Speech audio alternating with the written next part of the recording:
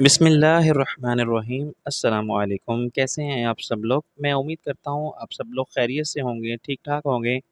آج ہم پڑھنے جا رہے ہیں ناول مداری کی ایک نیو ایپیسوڈ۔ شروع کرتے ہیں ناول مداری۔ میری آنکھ کئی بار لگی، دوبارہ میں نے خواب کے ڈراؤنے منظر دیکھ کے اٹھ بیٹھا۔ ایک بار میں نے دیکھا کہ ایک بے چہرہ شخص مجھے مردہ خانے میں دھکیل رہا ہے اور کہہ رہا ہے کہ جاؤ اپنے دوست سے مل لو، وہ اندر لیٹا ہے، تمہارا انتظار کر رہا ہے۔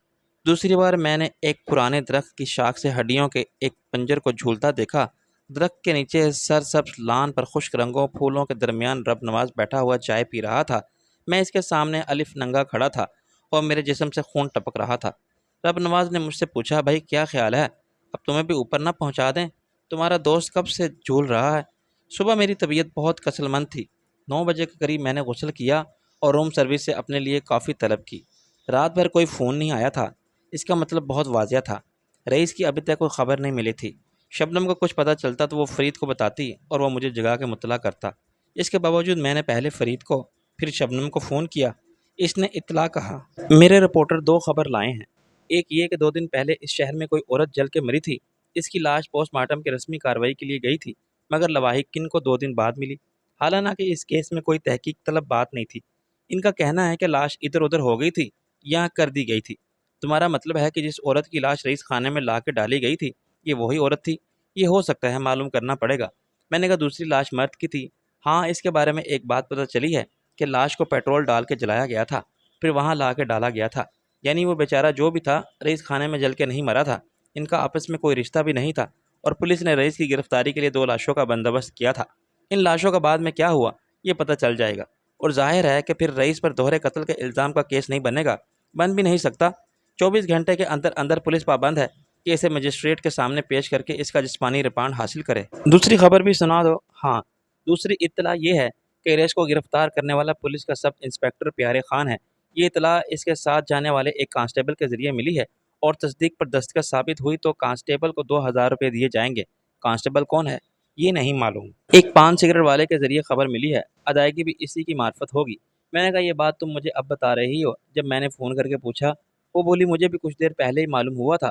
آج کے لیے میں نے فرید عباسی سے بھی کہہ دیا ہے کہ الرٹ ہو جائے، رئیس کو ریمانڈ کے لیے کسی مجسٹریٹ کے سامنے پیش کیا جائے گا۔ یہ ہمیں معلوم ہونا چاہیے، ہم ایس ایم پیارے خان کو بھی ڈھونڈ نکالیں گے۔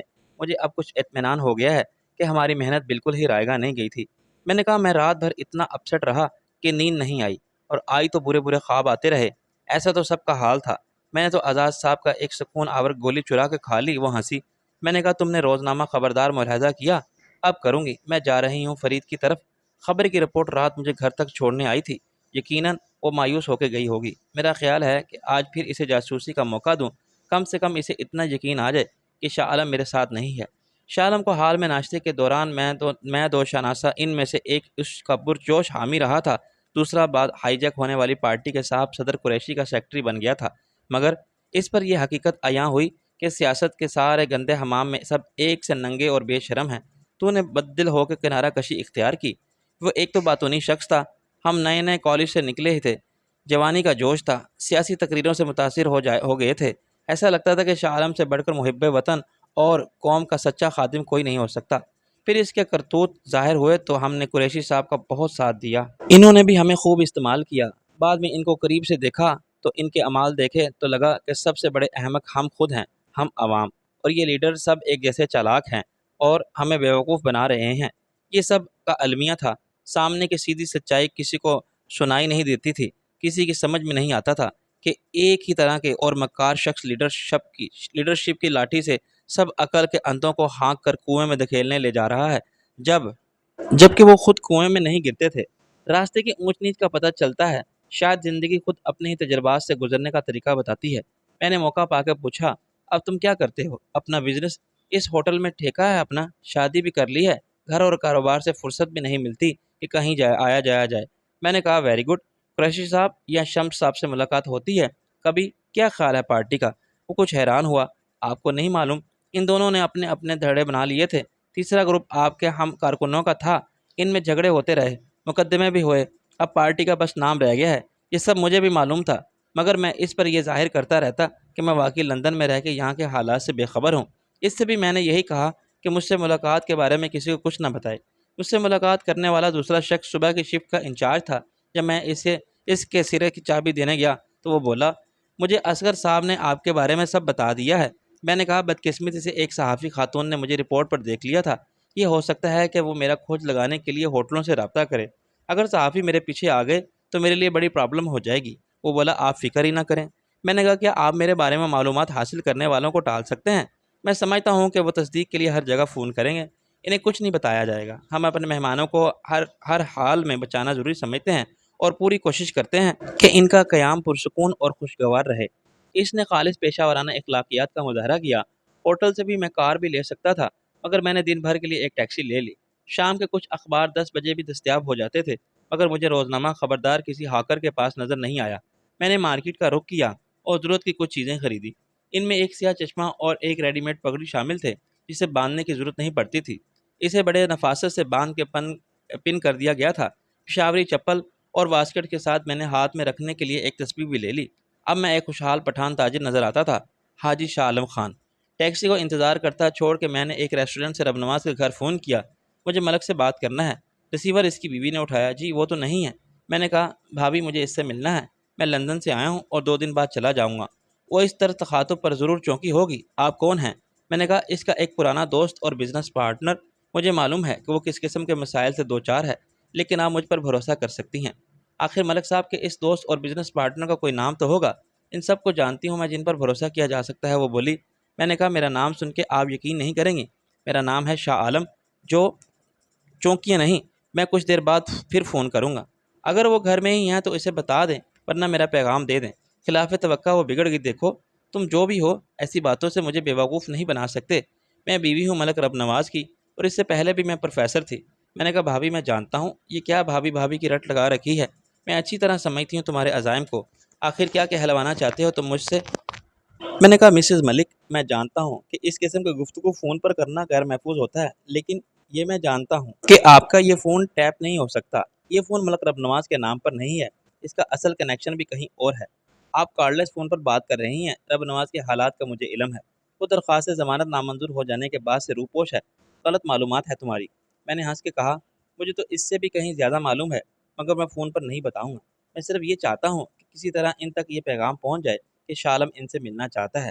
بند کرو اپنی بکواس۔ شاہ عالم مر چکا ہے۔ وہ کیا دوسری دنیا سے ملنے آیا ہے؟ وہ آگ بگولا ہو گئی، ایسا عام لوگ سمجھتے ہیں۔ ملک رب نواز جانتا ہے کہ شاہ عالم زندہ ہے۔ اگر آپ نے اسے میرا پیغام نہ دیا تو وہ بہت ناراض ہوگا۔ یہ اس کا مفاد ہے کہ وہ مجھ سے ملے۔ میں آدھے گھنٹے بعد پھر فون کروں گا۔ میں نے ریسیور رکھ دیا۔ ریسٹورنٹ کا پے فون ایک الگ جگہ پر لگا ہوا تھا، چنانچہ میری گفتگو کسی نے نہیں سنی تھی۔ میں نے اطمینان سے چائے پی اور پھر ملک رب نواز کا فون نمبر ملایا۔ اس بار خود رب نواز نے ریسیور اٹھایا۔ اس نے آواز بدل کے کہا، ہیلو۔ میں نے کہا، ملک رب نواز صاحب گھر میں تشریف رکھتے ہیں؟ اس نے یقیناً میری آواز پہچان لی۔ کیا کام ہے آپ کو ان سے؟ یہ میں صرف انہیں کو بتا سکتا ہوں۔ اب کچھ دیر پہلے میں نے ملکانی کو فون پر بتایا تھا میں شاہ عالم ہوں۔ ملک اب اپنی اصل آواز میں بات کر رہا تھا۔ اچھا پھر؟ میں نے کہا، میں تم سے ملنا چاہتا ہوں۔ میری بات کا خاطر خواہ اثر ہوا۔ چند سیکنڈ کی خاموشی کے بعد رب نواز نے کہا، مجھ سے؟ میں تو رب نواز نہیں ہوں۔ میں نے کہا، مجھے معلوم ہے کہ تم رب نواز ہو۔ آج بھی تمہاری آواز اسی طرح پہچان سکتا ہوں جیسے تم نے میری آواز پہچانی۔ خاموشی کے ایک اور وقفے کے بعد وہ بولا، میں کیسے مان لوں کہ تم شاہ عالم ہو؟ وہ لندن میں ٹریفک کے ایک حادثے میں مر گیا تھا۔ میں نے کہا، تم جانتے ہو کہ یہ جھوٹ ہے۔ اچھا فرض کرو میں مان لیتا ہوں کہ تم شاہ عالم ہو، مگر مجھ سے کیوں ملنا چاہتے ہو تم؟ میں نے کہا، پرانی رنجش ختم کرنے کے لیے میں چاہتا ہوں کہ ہم پرانی باتیں بھول کے پھر ایک ہو جائیں۔ سارے معاملات میں تو طائب ہو چکا ہوں، مگر ہمارا کاروباری اشتراک ہو سکتا ہے۔ میں تمہارے سب گلے شکوے دور کرنے کے لیے تیار ہوں۔ تمہارا جو نقصان میری وجہ سے ہوا ہے، میں اس کی پوری ذمہ داری قبول کرتا ہوں۔ ہم پھر مل کے بزنس کی تو اس کی تلافی ہو جائے گی۔ تم چاہتے ہو کہ میں تمہاری نیت پر اعتبار کروں۔ موجودہ حالات میں یہ ضروری ہے اور ہم دونوں مفاد میں ہیں۔ وہ بولا، پھر تم مجھ پر اعتبار کیوں نہیں کرتے؟ میں نے کہا، اگر ایسی بات ہوتی تو کہ میں تم سے رابطہ کرتا، لندن سے لاہور آتا۔ یہاں اب میرے لیے کوئی بھی نہ تھا، نہ میری سیاست ہے، نہ گھر بار اور نہ کاروبار۔ میں نے صرف اور صرف تم سے ملنے آیا ہوں۔ میں جانتا ہوں کہ آج کل تم بھی مشکلات کا شکار ہو، میں بھی مالی پریشانیوں میں مبتلا ہوں۔ یہ سب باتیں فون پر تو نہیں ہو سکتی۔ اس نے کہا، ٹھیک ہے، پھر تم میرے گھر آ جاؤ۔ مجھے اس تجویز کی امید نہ تھی۔ تمہارے گھر؟ ہاں میرے گھر، اس نے کہا اور فون بند کر دیا۔ میں سوچ میں پڑ گیا۔ رب نواز نے مجھے آزمائش میں ڈال دیا تھا۔ وہ اپنے گھر میں ہی روح پوش تھا۔ ایک ایک پولیس والے نے قانون کے تقاضے پورے کر دیے تھے اور رپورٹ دے دی تھی کہ رب نواز خانہ تلاشی میں برآمد نہیں ہوا۔ اس کی طرف سے ہائی کورٹ کے ڈویژن بینچ کے سامنے اپیل دائر کی جا چکی تھی، لیکن ضمانت کی درخواست منظر تک ہونے تک وہ کہیں نظر نہیں آ سکتا تھا۔ خود میں اس سے ایسی جگہ ملنا چاہتا تھا جہاں اس کے اور میرے سوا کوئی نہ ہو۔ ایسی خلوت کی ملاقات کے اور میرے حالات کی ضرورت تھی، مگر میرے ذہن ابھی تک کوئی جگہ واضح نہیں تھی۔ میں اسے کسی پارک میں بلا سکتا تھا، کسی گمنام ہوٹل میں مل سکتا تھا، یا پھر ہم گاڑی میں بیٹھ کے بات کر سکتے تھے۔ میں اپنی حفاظت کے خیال سے غافل نہیں ہو سکتا تھا۔ شاہ عالم کی وجہ سے رب نواز کروڑوں کا نقصان ہوا تھا۔ اس کے کاروبار کا شیرازہ بہت زیادہ تھا اور انڈر ورلڈ کی مارکیٹ میں اس کے سارے رابطے ختم ہو گئے تھے۔ جب شاہ عالم کو ایمانداری، ضمیر پرستی اور قانون کی پاسداری کا دورہ پڑا تھا تو رب نواز نے اس کا خمیازہ بھگتا تھا۔ اس کے بہت سے شریک کار مفادات کی اس جنگ کی بھینچ چڑھ گئے تھے جس میں جیت کسی کی نہیں ہوئی تھی۔ اچانک رب نواز کو اس شخص نے فون کر دیا جس کو وہ اپنا دشمن نمبر 1 سمجھتا تھا۔ اس دشمن نے مصالحت اور مفاہمت کی غیر مشروط پیشکش کی تھی، اور بدلے ہوئے حالات میں رب نواز بھی مجبور ہو گیا تھا کہ وہ ٹھنڈے دماغ سے کام لے۔ محبت اور جنگ کی طرح کہا جاتا ہے کہ بزنس کی اور سیاست میں سب جائز ہے۔ بزنس مالی مفادات کی جنگ ہے اور پیسے کی محبت ہے۔ سیاست اقتدار کی جنگ ہے اور کرسی کی محبت ہے۔ اس میں حالات کے مطابق کل کے دشمن آج کے دوست بن جاتے ہیں، اور آج کے دوست کسی اخلاقی ضابطے کے تحت دوستی نبھانے کے پابند نہیں ہوتے۔ رب نواز نے مجھے شاہ عالم مان لیا تھا۔ وہ میری آواز اور میرا لہجہ پہچانتا تھا۔ اسے کبھی اعتبار نہیں تھا کہ شاہ عالم لندن میں جلا وطنی کی زندگی گزارنے کے دوران میں سڑک کے ایک حادثے میں ہلاک ہو گیا تھا۔ اگر وہ مجھ پر اعتبار نہ کرتا تو وہ فون پر خود بات نہ کرتا۔ اس کی بیوی مجھے ٹال دیتی کہ ملک صاحب سے رابطہ نہیں ہوا، لیکن رب نواز چلاک آدمی تھا۔ اس نے میرا کارڈ میرے ہی خلاف استعمال کیا، اگرچہ میرا اسے دھوکے یا فریب سے پھنسانے کا کوئی ارادہ نہیں تھا، مگر اس نے گرفتاری سے بچنے کے لیے جال کے موجودہ ہونے کے امکان کو نظر انداز نہیں کیا۔ آنکھیں بند کر کے ایک دشمن پر اعتبار کا رسک لینے کے لیے تیار نہ ہوا، بال کو اس کو میرے کوٹ میں پھینک دیا۔ نیت میں کھوٹ نہیں ہے تو مسٹر شاہ عالم میرے گھر آ جاؤ، اعتبار کرتے ہو مجھ پر تو ڈرنے کی کوئی بات نہیں۔ میں سخت شش و پنج میں پڑ گیا تھا۔ میری عقل احتیاط تقاضا کرتی تھی، مگر بے اعتباری میں بات بننے سے پہلے ہی بگڑ سکتی تھی۔ میں نے فرید اور شبنم سے مشورہ کرنے کا سوچا، مگر ایک تو ان کا ملنا مشکل تھا، دوسرے وہ رب نواز کی تجویز کے حق میں کبھی رائے نہ دیتے۔ بالآخر میں نے یہ رسک لینے کا فیصلہ کیا۔ میں نے چائے کا بل ادا کیا اور ٹیکسی میں ملک ہاؤس جا پہنچا۔ میں نے ٹیکسی کو دروازے سے کچھ فاصلے پر روکا اور گیٹ پر جا کے بیل دی۔ اندر سے اسی چوکیدار نے جھانکا جو میرے لیے نیا نہیں تھا، مگر وہ مجھے نہیں پہچانا۔ کسی سے ملنا ہے؟ میں نے کہا، میں حاجی شاہ عالم خان ہوں، ملک رب نواز۔ میرا جملہ پورا ہونے سے پہلے ہی وہ بولا، ملک صاحب ملک سے باہر ہیں۔ اس سے پہلے کہ وہ کھڑکی بند کرتا، میں نے کہا، میری ابھی بات ہوئی تھی ان سے، انہوں نے ہی مجھے یہاں بلایا ہے۔ اس کی نظر مجھ پر جم گئی۔ آہستہ آہستہ ان کی نامہرباں آنکھوں میں آشنائی کے آثار عیاں ہوئے تھے۔ آپ شاہ صاحب؟ میں نے کہا، ہاں، بہت دیر میں پہچانا تم نے۔ ہم ابھی بتاتا ہے ملکانی کو، اس نے محتاط انداز میں کہا۔ کھڑکی بند ہو گئی۔ مجھے اندازہ تھا کہ اس وقت میں گیٹ کے آس پاس لگے ہوئے کسی نہ کسی ویڈیو کیمرے کی زد میں ہوں۔ جب چوکیدار انٹرکام پر ملک صاحب کو میرے بارے میں مطلع کرے گا تو ملک اپنے ریموٹ کنٹرول سے کیمرے کو مجھ پر لائے گا اور اپنے مانیٹر کے اسکرین پر میرا باغور جائزہ لینے کے بعد میرے داخلے کے احکامات جاری کرے گا۔ اس کام میں آدھا منٹ بھی لگ سکتا ہے، اور اگر ملک اس وقت کسی باتھ روم میں ہوتا تو 10 منٹ تک گیٹ بند رہتا۔ گیٹ آدھے منٹ میں کھل گیا۔ چوکیدار نے مجھے اندر جانے کے لیے سیکیورٹی کلیئرنس دی۔ میرے پیچھے دروازہ پھر بند ہو گیا۔ دروازے میں اسکینر لگے ہوئے تھے، چنانچہ کسی کی جیب میں دھات کی کوئی بھی چیز ہو، میٹل ڈیٹیکٹر چلانے لگتا۔ یہ بات مجھے معلوم تھی، چنانچہ میں اپنے ساتھ ایسی کوئی بھی چیز نہیں لایا تھا۔ اسکینر یہ بھی بتا دیتا تھا کہ آنے والا مسلح ہے تو اس کے پاس کسی قسم کا ہتھیار ہے۔ ایکس رے جیسی ایک تصویر میں مانیٹر اسکرین سب دکھا دیتا ہے۔ ملک ہاؤس میں سب کچھ وہی تھا۔ بہت غور سے دیکھنے پر مجھے کہیں کوئی چیز بدلی ہوئی نظر نہ آئی۔ سیدھے جانے والے راستے پر رب نواز کی پجاروں دھلی دھلائی اور چمکتی دمکتی نظر آ رہی تھی۔ اس کے آگے ملکانی کی وہ سرخ آلٹو بھی موجود تھی جو ایک بار شبنم کو بظاہر بڑی نیک نیتی کے ساتھ پیش کی گئی تھی، مگر اس کے در پر وہ مقاصد کچھ اور تھے۔ ملک ہاؤس کو میں نے اندر سے خوب سے دیکھا تھا۔ یہاں میں دوبارہ شبنم کے ساتھ اس کا شوفر بن کے آیا تھا، اور تیسری بار سونی کے ساتھ میں نے یہاں سے صبح دم ملک رب نواز کے ولی عہد دل نواز کو اغوا کیا تھا۔ داڑھی والا جن آج حاجی عالم خان کے روپ میں ملک صاحب کا معزز مہمان بن کے آیا تھا، یا شاید اس کے برعکس اس کی دشمنی کا مزہ چکھنے۔ ایک وقت تھا جب شاہ عالم کے اثر رسوخ اور بدماشی کی طاقت کے سامنے ملک رب نواز کا چراغ نہیں جلتا تھا۔ پھر وقت کروٹ لی۔ شاہ عالم نے اپنا سب کچھ گوا دیا اور جان بچا کے جلا وطنی کی زندگی اختیار کرنے کے سوا اس کے پاس چارہ نہ رہا۔ اس نے گمنامی اور روپوشی کی زندگی اختیار کرنے کا ڈرامہ کیا۔ رب نواز نے جن ستونوں پر اپنے کروڑوں کے ناجائز کاروبار کے پل کی تعمیر کی تھی، وہ ستون ہی نہ رہے تو اس کے لیے دولت مندی کے جزیروں تک پہنچنے کے سارے راستے بند ہو گئے۔ وہ کیسے جان سکتا تھا کہ شاہ عالم کی جگہ ناصر عظیم آ گیا ہے؟ اس نے تو یہی سمجھا کہ شاہ عالم کا دماغ خراب ہو گیا ہے۔ اس کی فطرت کے انقلاب کی قیمت رب نواز کو کاروبار کی تباہی کی صورت میں چکانی پڑی۔ آج اس کے لیے وقت نے ایک اور ڈرامائی کروٹ لی تھی۔ اچانک شاہ عالم پھر آ گیا اور اس نے شکست خوردہ جنرل کی طرح خود کو ملک رب نواز کے رحم و کرم پر چھوڑ دیا تھا۔ اس نے غیر مشروط طور پر ہتھیار ڈال دیے تھے۔ اب یہ طے کرنا رب نواز کا کام تھا کہ شاہ عالم کے جنگی جرائم کی سزا اسے 1000 بار موت کی صورت میں دے یا اس کے ساتھ وہی سلوک کرے جو بادشاہوں کے ساتھ کرتے ہیں۔ میرا اندازہ کہتا ہے کہ رب نواز اپنے زخمی اور لہو لہان پیروں پر کلہاڑی نہیں مارے گا، ڈوبتے جہاز کے پیندے میں ایک اور سوراخ نہیں کرے گا۔ وہ دوستی کے لیے بڑھنے والے دشمن کے ہاتھ کو کاٹ کر نہیں پھینکے گا، وہ اس ہاتھ کو سہارے کے لیے تھام لے گا۔ میں پور سے گزر کے برآمدے میں پہنچا ہی تھا کہ لالی نمودار ہوئی۔ 6 فٹ قد کی دیول عورت، جس کے بارے میں مجھے حیران کن حد تک افسانوی بات معلوم ہوتی تھی کہ وہ پروفیسر ہاشم رضا کے جنیاتی تجربات کی تخلیق ہے اور اس کے وجود کی تشکیل حیوانی طاقت اور انسانی ذہانت کے ملنے سے ہوئی تھی، ایسی ہی ایک مخلوق مردانہ روپ جمبو کی صورت میں خود پروفیسر ہاشم رضا کے پاس تھا۔ اس کی وحشیانہ قوت کے ہاتھوں رئیس ایک پر اذیت موت سے دوچار ہوتے ہوئے بال بال بچا تھا۔ ہاشم رضا کے بیان کے مطابق دونوں کی مائیں عام عورتیں تھیں، مگر باپ افریقہ کے بن مانس یا گوریلے تھے۔ جمبو اور لالی ٹیسٹ ٹیوب بیبی تھے اور ان کی مائیں ان بچوں کو جنم دیتے ہوئے مر گئی تھیں۔ ان کی وجہ سے ان کی زمینیں پروفیسر نے خرید لی تھی۔ لالی ہر لحاظ سے ایک عورت تھی۔ اس کے بدن سارے نشیب و فراز، چہرے کا خد و خال، اس کے بال اتوار سب زنانہ تھے، صرف اس کی جسامت انتہائی معمولی نہ تھی، اور جمبو کی طرح وہ بھی بے پناہ جسمانی قوت رکھتی تھی۔ ایک دلچسپ بات یہ تھی کہ اس غیر معمولی جوڑے جسمانی مناسبت کے باوجود رشتہ اجواد میں نہیں باندھا جا سکتا تھا، کیونکہ وہ عام انسانوں کی طرح ری پروڈکشن کی قدرتی صلاحیت سے محروم تھے۔ ایسی جینیٹک انجینئرنگ کی ایک بہت پرانی اور مثال خچر ہے، جو گدھے اور گھوڑے کے مقابلے میں کم زیادہ تنومند، جفاکش اور مضبوط ہوتا ہے۔ لالی کا چہرہ ہمیشہ جذبات سے عاری، بالکل سپاٹ اور حد تک بے رحم نظر آتا تھا، اور آگے آگے چلتے ہوئے اس ڈرائنگ روم میں لے گئی جس کی آرائش اور طرز پہلے بھی دیکھ چکا تھا۔ میں نے محسوس کیا کہ لالی کا افور سے بھی 2-4 انچ زیادہ ہی ہے، یعنی 6 فٹ 2 انچ، اور ٹانگیں، بازو اور کولے اس مناسبت سے بھاری تھے اور وزن بھی مجھ سے زیادہ ہوگا۔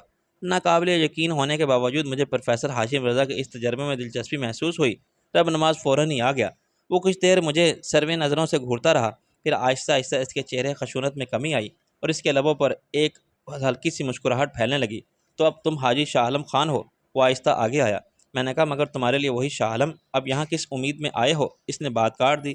میں نے کہا یہ میں نے بتا دیا تھا، مگر میں نے یقین نہیں کیا تھا۔ تم ایک ذلیل اور احسان فراموش آدمی ہو۔ میری پیٹھ میں خنجر گھونپا تھا تم نے اور چلانے لگا۔ تم نے پاگل ہو جانے والے کتے کی طرح مالک کو کاٹ لیا تھا۔ تم نے برباد کر دیا تھا مجھے۔ میں کیسے اعتبار کر سکتا ہوں تم پر؟ میں نے کہا رب نواز، میں اپنی غلطی مانتا ہوں۔ اس نے چیخ کے کہا غلطی؟ صرف غلطی؟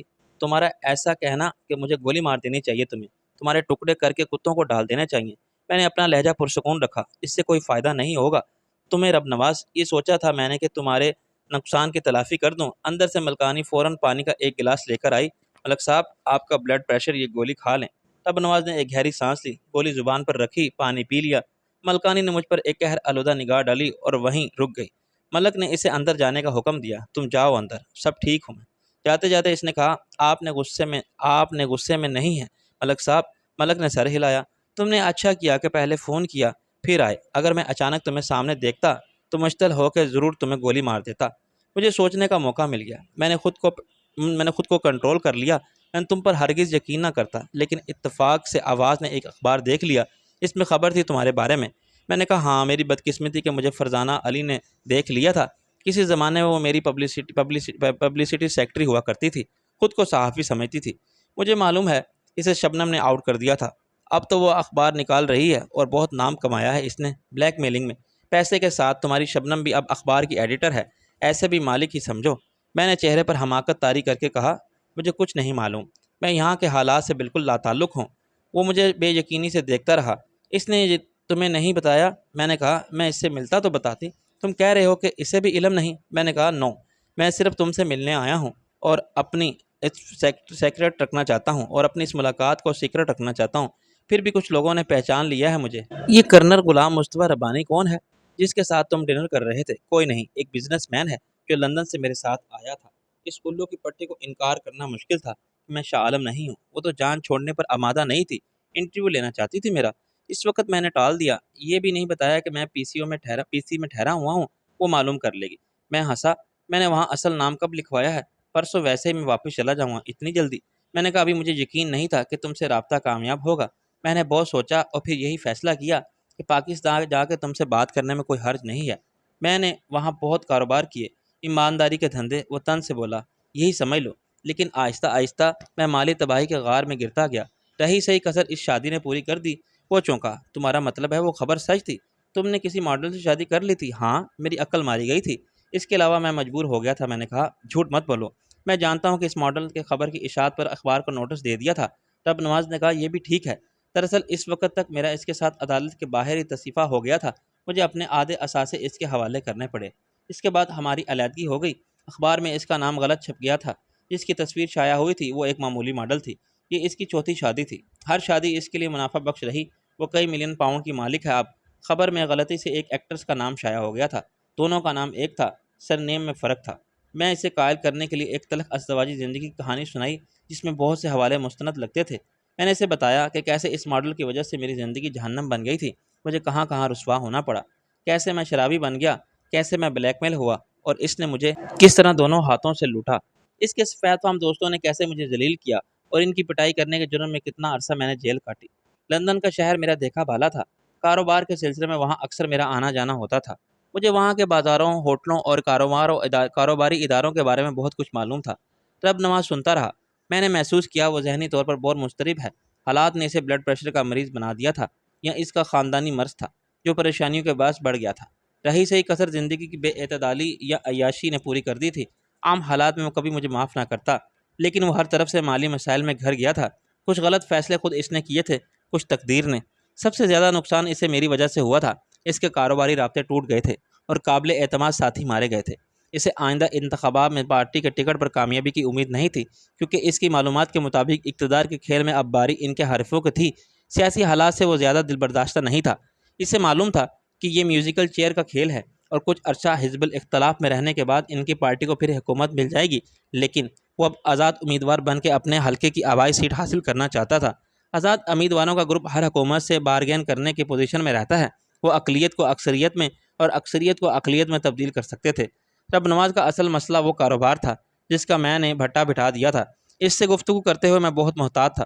اگرچہ میں نے رب نواز کے کاروباری راستوں سے اپنی راہیں جدا کرتے ہوئے ذاتی دشمنی کی ایک طویل جنگ لڑی تھی، لیکن وقت گزرنے کے ساتھ میری مشکلات میں اضافہ ہوتا گیا۔ مجھے اندازہ ہو گیا کہ کسی اور کی زندگی جینا مشکل نہیں، ناممکن ہے۔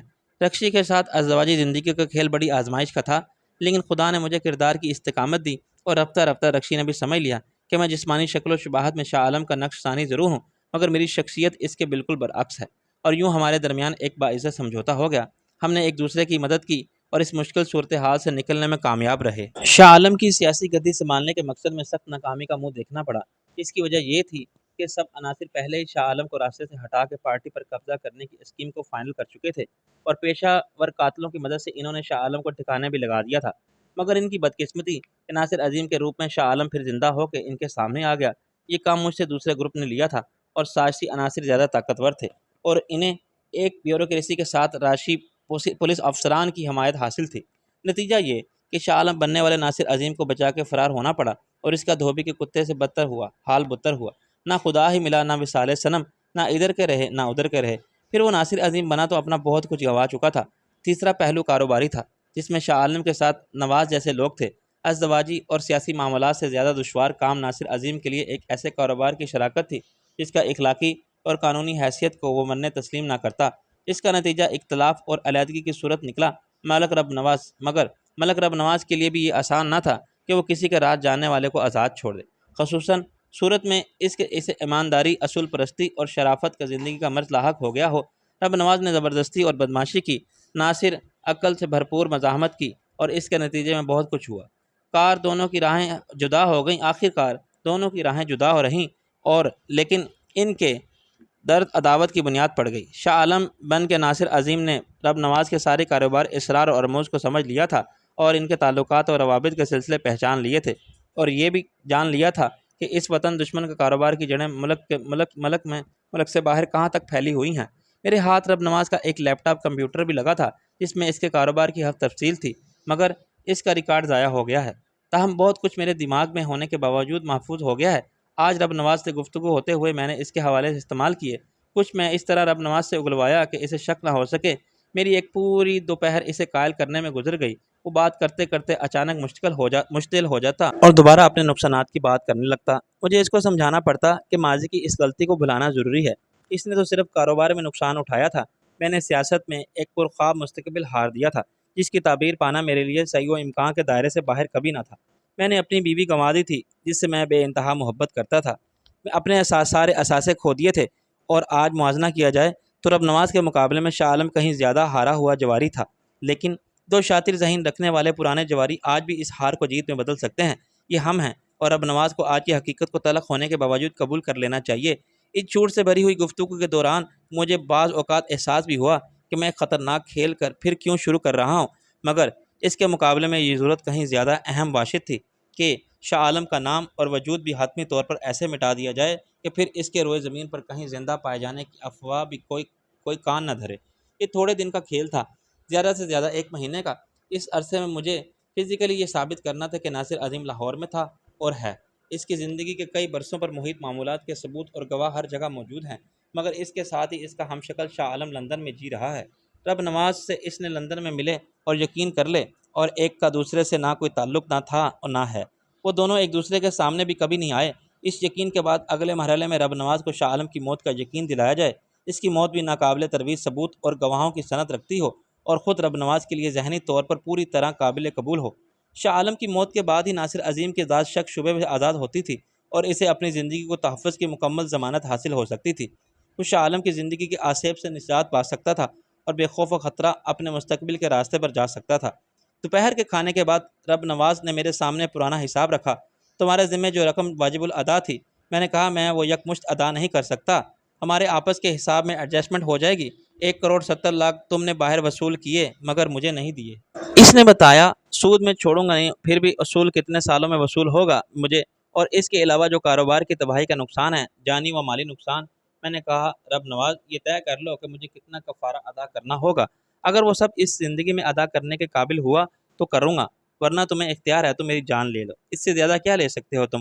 ہم اپنے اپنے نقصان کو روتے رہے تو کچھ نہیں کر پائیں گے۔ میں سارے مالی نقصانات کی ذمہ داری قبول کرنے کے علاوہ کچھ نہیں کر سکتا۔ اگر تم مجھے کچھ رعایت دے سکتے ہو تو تمہاری مرضی، ورنہ ہم سب کچھ وہیں سے شروع کریں گے جہاں سے ختم ہوا تھا۔ اب میں آزاد ہوں، بزنس کو زیادہ وقت دے سکتا ہوں۔ میں نے کچھ نئے فیلڈ بھی ایکسپلور کیے ہیں، نئی مارکیٹ بنائی جا سکتی ہے۔ 2-4 سال ہم اس سے کہیں زیادہ پا سکتے ہیں جتنا ہم نے گنوا دیا ہے۔ جو کام میں کر سکتا ہوں کوئی اور نہیں کر سکتا۔ ایسا ہوتا تو اب تک تم نے خود بھی پھر ایسٹیبلش کر لیا ہوتا۔ اس نے ایک بار پھر گہری سانس لی۔ یہی تو بدقسمتی ہے میری، ادھر تم کو شرافت کے وائرس نے انجیکٹ کر دیا تھا، تم کو خدمت خلق، شرافت کی سیاست اور حب الوطنی کا بخار چڑھ گیا تھا، ادھر ہاشم رضا نے میرا ساتھ چھوڑ دیا تھا۔ میں نے کہا پروفیسر نے؟ ہاں، اسے اپنی سائنسی تجربات کے لیے بہت پیسہ مل گیا تھا، میرے ساتھ کام کرتا تھا اور اسے وقت کم ملتا تھا۔ اس نے باہر اپنے تعلقات استوار کیے، معلوم نہیں کون لوگ اسے بے حساب رقم دینے پر راضی ہو گئے۔ میرے بے حساب کہنے کا مطلب واقعی بے حساب ہے، وہ جتنی مانگے، جس کرنسی میں مانگے، اور خرچ کے معاملے میں وہ خود مختار ہے، اسے کسی کو حساب نہیں دینا۔ میں نے حیرانی سے کہا ایسے کون لوگ ہیں؟ ہوتے ہیں، بین الاقوامی سیاست ہوں، تجارت یا ثقافت، ہر جگہ ایک مافیا ہے جس کے اپنے ویسٹڈ انٹرنیٹ ہیں، کہیں خانہ جنگی کرا کے، کہیں اپنی ثقافتی جلگار سے، مذہب کی تبلیغ کے ذریعے سائنسی ترقی کے نام پر مفادات کی یہ جنگ لڑی جا رہی ہے، بالادستی کے لیے۔ میں نے کہا پروفیسر کا فیلڈ تو جینیٹک انجینئرنگ تھا، وہی ہے، لیکن یہ فیلڈ بہت وسیع ہے، اس میں کچھ لوگ زراعت میں تجربات کر رہے ہیں، سال میں 4 بار سے زیادہ فصلیں اگانا، بغیر پانی کے کاشت، نقصان و اجزاء سے پاک سبزیاں اور پھل، اصل ہے دوگنی چوگنی پیداوار۔ دوسرا فیلڈ جانوروں پر تجربات کا ہے، ہمارے پاس اس کی ایک مثال وہ مرغیاں ہیں جو روز ایک انڈا دیتی ہیں، لوگ عام طور پر انہیں PIA کی مرغیاں کہتے ہیں۔ PIA شیور نے سب سے پہلے یہی پولٹری فارم بنائے تھے۔ مرغیوں کے برائلر اور لیئر نسلیں ایسے ہی بنی ہیں، ان کی نسلی مصفات بدل کے ہمارے پاس ولایتی کہلانے والی گائے بھینسیں آ گئی ہیں جو دیسی کے مقابلے میں کہیں زیادہ دودھ دیتی ہیں۔ کراس بریڈ کی اصطلاح تو پرانی ہو گئی ہے، اب سائنسداں ایک خلیے سے اور پورا جانور بنانے کی فکر میں ہیں جو ہو بہو اصل جانور کے مطابق ہو۔ بعد میں ڈولی کا نام کی بھیڑ اسی طرح تیار کی گئی ہے ادارہ۔ میں نے کہا تمہاری معلومات حیرت انگیز ہے۔ وہ بولا مجھے یہ سب خود پروفیسر نے بتایا تھا، وہ تیسرے میدان میں کام کر رہا ہے، یعنی انسان کی نسلی صفات بدلنے اور اپنی مرضی کا انسان بنانے کے لیے بیٹری میں کنٹرول کیے جانے والے حالات۔ دنیا بھر میں ٹیسٹ ٹیوب بیبی پیدا ہو رہے ہیں، لیکن سائنسدانوں کا خواب ہے ایک خلیے سے پورا انسان تیار کرنا، یعنی آئنسٹائن کو پھر وجود میں لانا، ایک الزبتھ ٹیلر سے دوسری بنا لینا، باپ مر جائے تو دوسرا بنا لو یا بنوا لو۔ ہوریبل میں نے کہا ہاں، مگر پروفیسر کی باتوں سے مجھے لگا یہ ناممکن نہیں ہے، اور اس کا ثبوت ہے جمبو اور لالی۔ بے شک یہ کراس بریڈ پروڈکشن تھی، لیکن اس کے تجربات جاری ہیں۔ وہ انہیں اپنے جیسے اور پیدا کرنے کے قابل بنانا چاہتا ہے، بلکہ ذہانت اور جسمانی طاقت میں ان سے 100 یا 1000 گنا بہتر ماڈل لانا چاہتا ہے۔ آخر پروفیسر کو سپورٹ کرنے والے کون لوگ ہیں؟ وہ بولا، تم تو پڑھے لکھے آدمی ہو، تم جانتے ہو کہ سائنس کی ہر ایجاد کو بالآخر تعمیر سے زیادہ تخریب کے مقاصد حاصل کرنے کا ذریعہ بنا لیا گیا ہے۔ میں نے سنا ہے کہ ڈائنامائٹ ایجاد کرنے والا وہی تھا جس کے نام پر نوبل انعام برائے امن دیا جاتا ہے۔ ہاں، الفریڈ نوبل، میں نے کہا۔ اسے بہت افسوس ہوا۔ اس نے ایسی چیز ایجاد کر دی جو انسانیت کی تباہی اور قتل و غارت کی گری میں استعمال ہوتی تھی۔ ایسی ایٹمی طاقت کے معاملے میں ہوا۔ ایٹمی قوت سے بجلی پیدا کی جا سکتی تھی، لیکن ہوا کیا؟ امریکہ نے ایسے لاکھوں انسانوں کو پلک جھپکتے ہوئے موت کے گھاٹ اتار کے حاصل کرنے کے لیے استعمال کیا، تو جینیاتی سائنس کے مقاصد کے لیے بھی استعمال ہو رہی ہے۔ مجھے پروفیسر نے کہ یورپ اور امریکہ کی سفید فام نسل کی ساری دنیا حاکمیت کے لیے ایک پروگرام پر کام جاری ہے۔ تم جانتے ہو، جو اپنے آپ کو دنیا کی سب سے بدتر اور مخلص نسل کہتے تھے، یہی احساس قدیم یونانی تہذیب کے دور میں یونانیوں کو بھی تھا کہ ان کی تخلیق باقی دنیا پر حکومت کرنے کے لیے ہوئی ہے۔ وہ ساری اقوام کو غلام بنا کے رکھنا چاہتے تھے۔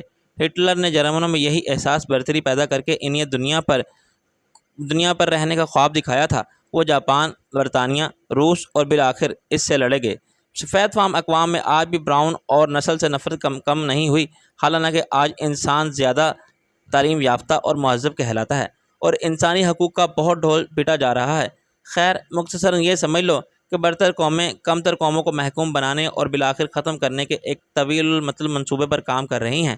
سیاسی اور معاشی طور پر ہم یوں اور امریکہ کے غلام بن چکے ہیں۔ آدھی سے زیادہ دنیا بن گئی ہے۔ تم غور کرو تو آدھی سے زیادہ زمین پر قبضہ بھی امریکہ کا ہی ہے۔ امریکہ، یورپ، کینیڈا، آسٹریلیا، سب جگہ وہی ہیں، انگریز کہلاتے ہیں۔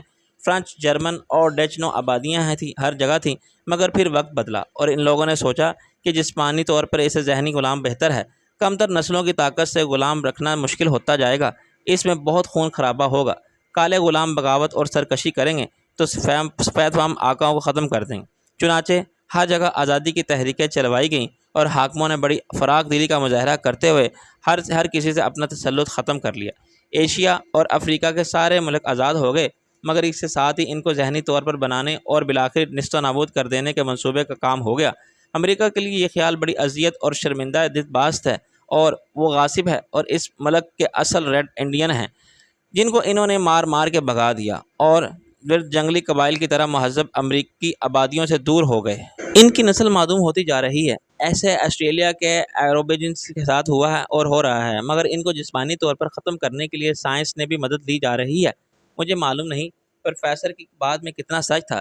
اس نے مجھے بتایا کہ پہلے انہیں عام بیماریوں کے علاج کی ایسی دوائیں دی گئیں جن کی اصلیت کچھ اور تھی۔ میں سب انتہائی حیرانی سے سن رہا تھا۔ اصلیت کیا تھی؟ طب نواز اپنی معلومات کا اظہار کر کے لطف اندوز ہو رہا تھا۔ یہ ریڈ انڈین اور قدیم نسل کے سب لوگ خود پسماندہ اور جاہل ہیں۔ وہ خود کچھ بھی نہیں بتاتے۔ انہیں مفت علاج کی سہولتیں فراہم کی گئیں۔ افریقہ میں، آسٹریلیا میں اور امریکہ میں مشن ہاسپٹل قائم کیے گئے جو خدمت خلق کے نام پر دوائیں اور خوراک تقسیم کرتے رہے۔ ملیریا، ٹی بی، پیٹ اور جگر کے امراض کے نام پر ایسی دوائیں دی گئیں جو در حقیقت نسل کشی کے لیے تھیں۔ میں اچھل پڑا، یہ کیسے ہو سکتا ہے؟ یہ ہوا ان دواؤں کے استعمال سے مرد یا عورتیں بانجھ ہونے لگے یا ان کی فرٹیلٹی کم ہو گئی۔ شرح پیدائش میں خطرناک حد تک کمی واقع ہو گئی۔ اس کے بعد کانگو وائرس، ہیپاٹائٹس، ایڈز اور موت کی نیند جیسی بیماریوں کی دہشت پھیلائی گئی۔ یہ بیماریاں بلا شبہ خطرناک ہیں، لیکن اتنی عام نہیں جتنا مشہور کیا گیا، اور اس بہانے کم تر عوام کا قتل عام شروع کر دیا گیا۔ قتل عام اس کے لیے نام علاج کا تھا، مگر ان میں بیماریاں منتقل کی جا رہی تھیں اور پھیلائی جا رہی تھیں دواؤں اور انجیکشنوں کے ذریعے۔ اس کے ساتھ ہی مغربی تہذیب کے زیر اثر عورت مرد کا آزادانہ میل جول بڑھ رہا تھا۔ چنانچہ ایڈ جیسی بیماریاں وہی کام کر رہی تھیں جو کیمیائی جنگ کرتی ہیں۔ کیا یہ سب تمہارے لیے قابل یقین ہے؟ نہیں، مگر میں اسے جھوٹ قرار نہیں دے سکتا۔ میں نے کہا، دواؤں کے ساتھ اب جینیائی سائنس میں خوراک اور غذاؤں سے مدد لی جا رہی ہے۔ ایسی کھانے کی عام چیزیں بنا لی گئی ہیں جن کے مسلسل استعمال سے تولیدی صلاحیت ختم ہو جاتی ہے۔ یہ ہو سکتا ہے کہ اگلے 50 سالوں میں کچھ نسلیں باقی نہ رہیں۔ وہ اولاد نہ ہونے کی قدرت سے منسوب کرتے ہیں اور پھر علاج میں بھی تحقیق سے مدد نہیں لے سکتے۔ نتیجہ یہ کہ ان کی تعداد کم ہوتے ہوتے ختم ہو سکتی ہے۔ میں نے کہا، ہاشم رضا کیا یہی کام کر رہا ہے؟ وہ بولا، نہیں، ہاشم رضا مخصوص ذہنی جسمانی صلاحیت رکھنے والے انسان بنانے کے پروجیکٹ پر کام کر رہا ہے۔ لیکن کیوں؟ آخر کس لیے؟ تب نواز نے کہا، کچھ لوگ انسان کو مشین کی طرح استعمال کرنا چاہتے ہیں کیونکہ روبوٹ بہت مہنگا پڑتا ہے اور اس کی دیکھ بھال بھی مشکل ہوتی ہے۔ فرض کرو کسی کے پاس جمبو جیسے انسانوں کی ایک پلٹن ہو تو ان سے وہ کیا کام نہیں لے سکتا؟ لالی جیسی کوئی عورت بن جائے جو 9 ماہ میں نہیں 6 ماہ میں 2 یا 4 جمبو پیدا کر دے، پھر 4 ماہ میں اگر اس عمل میں وہ ضائع ہو جائے تو کوئی حرج نہیں۔ ایک مشین اگر 4 مشینیں بنا کے بیکار ہو جائے تو کیا نقصان ہے؟ پھر ایک پہلو اور بھی ہے اس ریسرچ کا، لالی اور جمبو جیسے انسانوں کے دماغ پر کنٹرول حاصل کرنے کا۔ دماغ کو متاثر کرنے والی دوائیں اب بھی بازار میں ہیں، مگر یہ ذرا مختلف اور ایڈوانس دوائیں ہوں گی۔ کسی کو ایک انجیکشن لگا کے اس سے کچھ بھی کرایا جا سکے، مثلا اسے کسی کو قتل کرنے بھیج دیا جائے، یہ بم کے ساتھ کسی خودکش حملے میں استعمال کر لیا جائے۔ میں بھونچا کے رہ گیا۔ اگرچہ ان باتوں کا میرے مقصد سے کوئی تعلق نہیں تھا، مگر یہ معلومات اتنی دلچسپ، پریشان کن اور ناقابل یقین تھی کہ میں سنتا رہا۔ مجھے یہ احساس بھی تھا کہ میرا وقت ضائع ہو رہا ہے۔ میرے ذہن میں رئیس کا خیال مسلسل اذیت دینے والے نوک خار کی طرح تھا، جسے میں نظر انداز کرنا چاہا بھی تو نہیں کر سکتا تھا، لیکن مجھے شبنم اور فرید کی تگدو پر پورا بھروسہ تھا۔ رب نواز کچھ دیر بعد بولا، میں نے اسی لیے ہاشم رضا کے ساتھ پنگا نہیں لیا کہ وہ خطرناک آدمی ہے۔ اس کی پشت پناہی کرنے والے عام لوگ نہیں ہیں، میں اس سے ملتا رہتا ہوں۔ میں نے کہا کہاں؟ اس کی لیبارٹری میں کہاں کام کر رہا ہے وہ؟ اس نے نفی میں سر ہلایا، یہ میں نہیں جانتا۔ آخری بار میں 3 ماہ قبل گیا تھا تو مجھے ہمیشہ کی طرح بند گاڑی میں لے جایا گیا۔ اس کے بلٹ پروف شیشے سیاہ تھے اور ہم نے رات بھر سفر کیا۔ مجھے سمت کبھی کوئی اندازہ ہی نہیں ہوا۔ میں نے کہا یقیناً بہت خفیہ اور ممنوع جگہ ہوگی، ظاہر ہے، مگر پروفیسر ہاشم رضا کچھ احسان مانتا ہے میرا۔ اسے میں نے باہر جانے کا موقع فراہم کیا تھا۔ ابتدائی سرمایہ حاصل کرنے میں اس کو مجھ سے مدد ملی۔ تم اس کے علاوہ وہ بولتے بولتے رک گیا۔ میں نے کہا تم کچھ بتانا نہیں چاہتے؟ جو مجھے معلوم تھا سب بتا چکا ہوں۔ وہ بولا ایک بات کے سوا تمہاری اس کام میں دلچسپی کی نوعیت کیا ہے؟ وہ کچھ دیر سوچتا رہا۔ لالی ہے میرے پاس، یہ پروفیسر تحفہ ہے۔ میں نے کہا تمہیں رشتہ چاہیے لالی کے لیے؟ وہ مسکرانے لگا، یہی سمجھ لو۔ کیا ایسا تو نہیں ہے کہ تم نے بھی کچھ جمبو بنوانے کا دیا ہو؟ وہ چونک پڑا، تم ذہین آدمی ہو، بات کی تہہ تک آگے ہو۔ میں نے اسے 1 درجن ذاتی غلاموں کے لیے کہا ہے، جمبو سے بھی بہتر۔ اس کے لیے میں پروفیسر کو 1 کروڑ روپے دوں گا۔ کیا کرو گے تم ان کی مدد سے؟ وہ میرے محافظ ہوں گے، کارکن ہوں گے، میرا کام بلا معاوضہ کریں گے، غداری اور غلطی نہیں کریں گے۔ مجھے کوئی خطرہ نہیں ہوگا ان سے کہ میں کسی سے مل جانے یا راز فاش کر دیں۔ میں اسے بے یقینی سے دیکھتا رہا۔ تو تمہیں یقین ہے کہ پروفیسر تمہارا آرڈر پورا کر سکتا ہے؟ ہاں، اس نے وعدہ کیا ہے، مگر کیسے؟ کیا وہ ایسے انسان بنائے گا یا بنا چکا ہے؟ رب نواز نے کہا پتہ نہیں، شاید وہ کچھ انسانوں جینیاتی صفات بدل دے گا۔ مثلا وہ تمہیں شاہ عالم بجائے ایک ایسی شخصیت بنا دے جو بالکل مختلف ہو۔ اسے کہنا ہے کہ یہ کام زیادہ مشکل ہے۔ اس کام کے لیے بہترین معمول ثابت ہوتے ہیں، جسے مداری کا کھیل ایک معمول ہوتا ہے۔ بچہ جمورہ وہی کہتا ہے اور ہے جو مداری چاہتا ہے۔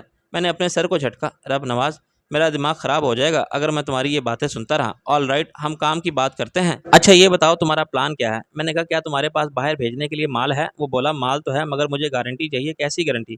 یہی کہ تم مجھے بیوقوف نہیں بنا رہے ہو۔ پہلے کا حساب ابھی ہوا نہیں، تم کو اور مال دے دوں تو مجھے بڑا بیوقوف کون ہوگا؟ میں نے کہا ٹھیک ہے، کتنی گارنٹی چاہیے؟ 1 کروڑ کی۔ تم لندن آ جاؤ۔ میں لندن کیسے آ سکتا ہوں؟ اپنے گھر سے باہر نہیں جا سکتا۔ میں نے اسے تیش دلانے کے لیے کہا کیا رب نواز اتنا بزدل ہو گیا ہے؟ اس کے وسائل نہیں رہے۔ ایک عام آدمی 10 شناختی کارڈ اور روز پاسپورٹ رکھتا ہے۔ وہ سوچتا رہا۔ میری درخواست ضمانت کی تاریخ ہے، اگلے ہفتے مجھے کورٹ میں حاضر ہونا ہے۔ میں نے کہا تو اگلے ہفتے کے بعد آ جاؤ، مگر یہ ضمانت کا کیا چکر ہو گیا تمہارے ساتھ؟ اس نے مجھے مختصراً بتایا کہ فرید عباسی اور شبنم کے ساتھ اس کا جھگڑا کب اور کیسے شروع ہوا تھا۔ اس نے فرض کر لیا کہ میں واقعی یہاں کے معاملات سے بالکل بے خبر ہوں۔ دیکھا جائے تو ان سب کی ذمہ داری بھی تم پر ہی عائد کی جانی چاہیے۔ تمہاری وجہ سے میرا اتنا نقصان ہوا اور پھر تم منہ چھپا کے بھاگ گئے۔ میں نے تمہارا پتہ چلانے کے لیے ایک تو تمہاری اسی معشوقہ سے پوچھا۔ کسی معشوقہ سے؟ میں نے خوش دلی سے کہا۔ چیف معشوقہ شبنم سے۔ اور کس سے؟ ایک داشتہ کو بھی کچھ خیال ہوتا ہے اپنی رسوائی کا، مگر اسے نہیں تھا، حالانکہ وہ صحافی تھی۔ میں نے ایک مصنوعی آہ بھری۔ ہاں، اب میں سوچتا ہوں کہ میں نے رکشی سے شادی نہ کی ہوتی، شبنم کا انتظار کیا ہوتا تو شاید یہ سب نہ ہوتا جو بعد میں میرے ساتھ ہوا۔ بہت محبت کرتی تھی وہ مجھ سے، بہت ذہین تھی، بہت بہادر تھی۔ وہ صحیح معنوں میں شریک حیات ثابت ہوتی۔ کیا رکشی اچھی بیوی نہیں تھی؟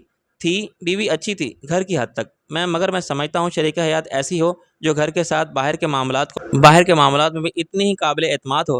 خیر وہ باتیں پرانی ہو گئیں، ہوتا وہی ہے جو تقدیر میں لکھا گیا۔ اس نے مجھے غور سے دیکھا۔ تمہارے واقعی اب اس سے کوئی تعلق نہیں؟ میں نے کہا تم سے جھوٹ بولنے کی کیا ضرورت ہے مجھے اس معاملے میں؟ اس نے بھی تم سے رابطہ نہیں رکھا؟ کیسے رکھتی؟ میں جان کے خوف سے روپوش ہو گیا تھا۔ تم نے اور میرے دشمنوں نے یہاں میرا جینا محال کر دیا تھا۔ میں سب کو چھوڑ کے بھاگ گیا تھا۔ مجھے ڈر تھا کہ کہیں تم یا دوسرے لوگ میرا سراغ نہ لگا لیں۔ اس نے سر ہلایا۔ کوشش بہت کی تھی میں نے، مجھے یقین تھا کہ کوئی اور چاہے نہ جانتا مگر شبنم کو ضرور معلوم ہوگا۔ میں نے اسے اٹھوا بھی لیا تھا، مگر کیا ڈر گئے اس لیے کہ وہ صحافی تھی۔ اس نے نفی میں سر ہلایا۔ میرے اپنے کچھ ساتھی نمک حرام تھے، ان کی وجہ سے وہ بچ گئی۔ انہوں نے شبنم کو بہت کچھ بتا دیا میرے کاروبار کے بارے میں، اس لیے وہ میرے پیچھے پڑ گئی۔ اس کی وجہ سے میرا بہت نقصان ہوا۔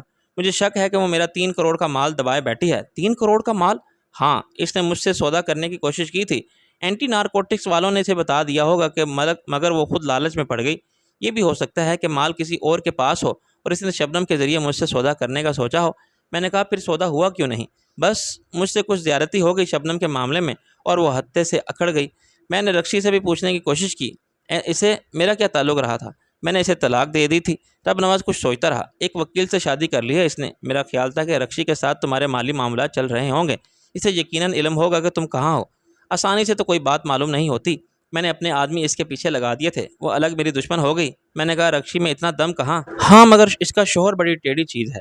پولیس کی نوکری نہیں کر سکا کیونکہ اسے فرض شناسی، ملک، قوم کی خدمت اور رزق حلال کا مسئلہ درپیش تھا۔ میری سمجھ میں نہیں آتا تھا کہ ایسے لوگ ڈرامہ کرتے ہیں تو کیوں؟ ایسے لوگ ہوتے ہیں۔ میں نے اسے یقین دلایا، ہر دور اور ہر زمانے میں رہے ہیں۔ خیر وہ میری جان کا دشمن ہو رہا ہے۔ درمیان میں شبنم بھی روپوش ہو گئی تھی۔ وہ اس کا شوہر رئیس خان نام کے ایک بدماش کے گھر میں تھے جس کو وہ غریب خانے کے بجائے رئیس خانہ کہتا تھا۔ میں نے انجان بن کے کہا کوئی بہت بڑا بدماش ہے۔ بدماش تو خیر ہم سے بڑا نہیں ہو سکتا مگر اس کے سیاسی لوگوں سے تعلقات ہیں جو اس کی پشت پناہی کرتے تھے۔ ایک بڑا خاندانی جاگیردار تھا، نواب خدا بخش مندرال۔ میں نے کہا جانتا ہوں میں، رئیس اس کا خاص آدمی ہے۔ خدا بخش تو مر گیا مگر اس کا بیٹا بڑی توپ چیز ہے، وزارت داخلہ میں ڈپٹی سیکرٹری ہے آج کل۔ وہ رئیس کا سرپرست بنا ہوا ہے۔ مجھے یہ بھی شک تھا کہ میرا مال رئیس خانے میں ہے اور رئیس ہی شبنم کے ذریعے مجھ سے سودا کرنا چاہتا ہے۔ وہ بتا رہا ہے کہ اس نے اپنا مال واپس لینے کے لیے کچھ کیا نہیں ہے۔ یہ بالکل یک طرفہ بیان تھا۔ وہ خود کو الزام سے بچاتا رہا۔ اس نے مجھے سونی کے بارے میں بھی بتایا کہ اس نے اپنی بہن کے قتل کا بدلہ لینے کے لیے بہن کے شوہر کے ساتھ مل کے کیا کارروائی کی تھی۔ اس نے لاکھوں کی بس کو آگ لگا دی، لاکھوں کا مال برباد ہو گیا، لاکھوں ہر جانے کے دینے پڑے۔ 1 کروڑ کے چکر میں آ گیا تھا میں۔ پھر وہ میرے بیٹے دل نواز کو اغوا کر کے لے گئی، گھر سے اٹھا کے لے گئی۔ میں نے سخت تعجب کا اظہار کیا، اس کی اتنی ہمت؟ وہ سونی کو گالیاں دیتا رہا، وہ ڈاکوؤں کے ساتھ رہی ہے۔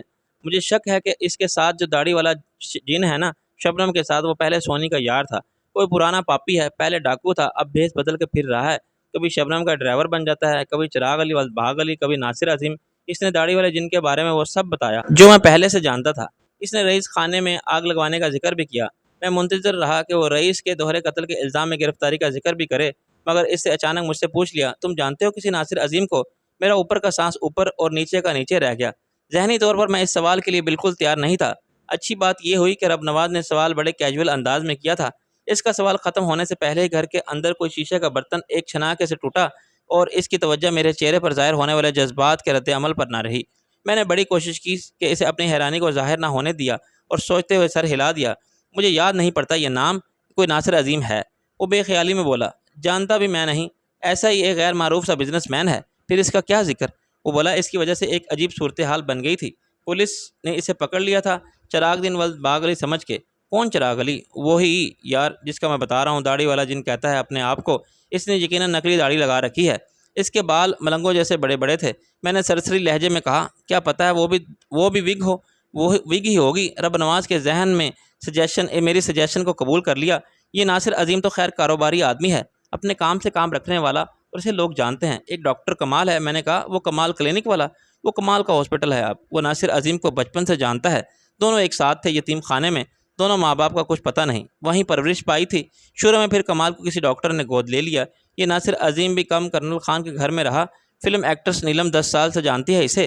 میری سمجھ میں یہ نہیں آتا کہ آخر ناصر حلیہ کیوں اختیار کیا تھا اس داڑھی والے جن نے؟ ان کے درمیان کوئی تعلق نہیں؟ میں نے کہا یہ تو وہ خود ہی بتا سکتا ہے، مگر مجھے بھیس بدل کر کوئی کام کرنا ہو تو میں بھی یہی کروں گا۔ رب نواز نے جیسے اپنے آپ سے کہا مجھے تو شک پڑتا ہے تیری اس فحاشہ پر جو ایڈیٹر بن کے بڑی معزز ہو گئی ہے۔ میں نے کہا اس نے بھی کوئی ایسی حرکت کی تھی؟ وہ بولا ایک بار نہیں 2 بار وہ مجھ سے ملنے آئی تھی، یہاں تو اس کے ساتھ تھا وہ داڑھی والا، بظاہر اسے وہ شوفر بنا کے لائی تھی مگر مجھے یقین ہے کہ وہ اس کا کوئی یار تھا۔ میں نے کہا وہ کیوں ملنے آئی تھی تم سے؟ وہی چکر تھا، پہلے کہتی رہی کہ میں سودا کرا دوں گی، کسی نے مجھ سے رابطہ کیا ہے لیکن بعد میں مکر گئی۔ اس عورت کا والی وارث تو کوئی ہے ہی نہیں، آج کل تو ماں باپ کو کوئی کنٹرول نہیں، اولاد پر بڈھا کیا کرے؟ کون بڈھا؟ وہی ابو بکر آزاد جس کے گھر میں وہ رہتی تھی بے غیرت۔ میں نے کہا رہتی تھی کیا مطلب؟ اب نہیں رہتی؟ نہیں، وہ میرے ڈر سے کافی عرصہ روپوش رہی، پھر مجھے پتہ چلا کہ اس کا ٹھکانہ رئیس کے نام ایک شخص کے ساتھ ہے۔ میں نے دل کی دھڑکن تیز ہوتی محسوس کی۔ یہ رئیس کون ہے؟ صرف نام کا رئیس ہے کیا؟ وہ بولا نام بھی اس کا رئیس خان ہے، پہلے کوئی چھوٹا موٹا 2 نمبری ہی تھا، پولیس کی سرپرستی میں بدماش بن گیا، شہر کے گنڈے اکٹھے کر لیے تو بدماشی کو پیشہ بنا لیا، پولیس کے علاوہ سیاست دانوں کے لیے بھی کام کرنے لگا، اس میں پیسہ بھی خوب کھینچا اور معزز بھی ہو گیا۔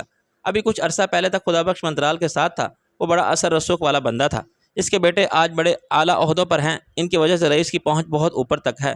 خود اس کی کوئی حیثیت نہیں ہے، جاہل آدمی ہے۔ عجیب کو رخ انداز قسم کا مکان بنایا ہے اور نام رکھا ہے رئیس خانہ۔ پھر شبنم کے ساتھ اس کے مراسم کیسے ہو گئے؟ میں نے یوں کہا جیسے اسے خبر سے میں نے دکھ اور حسد محسوس کیا ہے۔ مراسم اس کے کسی سے نہیں ہے۔ جوان خوبصورت عورت اگر اپنے جسم کی طاقت کو کیچ کرانا چاہے اور ذہانت بھی ہو، اس کے پاس تو ساری دنیا کو غلام بنا سکتی ہے۔ وہ رئیس خانے میں رہی، اتنا پتہ ہے مجھے۔ وہاں وہ داڑھی والا بھی آتا جاتا تھا، بعد میں فرید عباسی کا بھی آنا جانا ہو گیا۔ میں نے چوکنے کی اداکاری کی، وہ جس سے رکشی نے شادی کی، وہ میرے چوکنے پر سے مسکرایا۔ کیوں تکلیف ہوئی یہ جان کے؟ میں نے کہا یار، ایک کتا بھی کچھ عرصہ ساتھ رہے اور بعد میں خود آدمی چھوڑ دے، اسے تو دلچسپی ضرور رہتی ہے کہ وہ کس کے پاس ہے۔ رکشی تو بیوی تھی میری، 6 سال رہی، اور اس میں کوئی شک نہیں کہ ہر لحاظ سے وہ ایک اچھی بیوی تھی۔